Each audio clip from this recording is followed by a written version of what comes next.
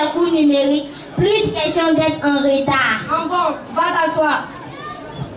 Ce qui nous a conduit à poser cet acte, c'est de permettre l'accès à ce qui se fait de mieux en matière d'éducation à toutes les couches de la population.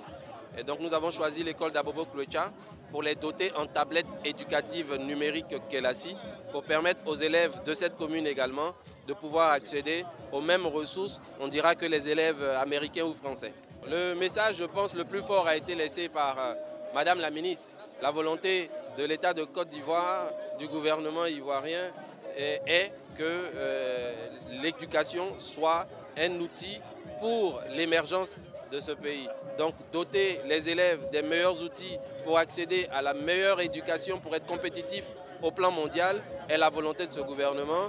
Et le message que nous voulons donner, c'est que Kelassi, justement, est l'outil idéal conçu par des Ivoiriens, pour les Ivoiriens et même au-delà, pour pouvoir accompagner l'éducation dans sa modernisation. Kelassi est à la disposition de l'école ivoirienne pour qu'on ne parte plus à l'école avec des cartables de 6-7 kg dommageables pour le dos de nos enfants, mais pour qu'on parte avec ce cartable numérique qui permet d'accéder aux manuels scolaires au format numérique et à des centaines de milliers de ressources éducatives.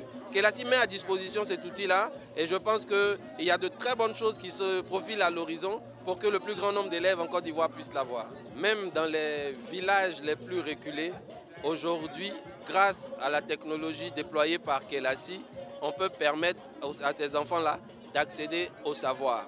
Voilà. Et c'est la volonté de Kelassi et nous avons été heureux d'entendre aujourd'hui que c'est la volonté aussi du gouvernement. On va nécessairement y arriver, équiper chacun des 5 millions d'élèves qu'il y a dans ce pays-là au numérique.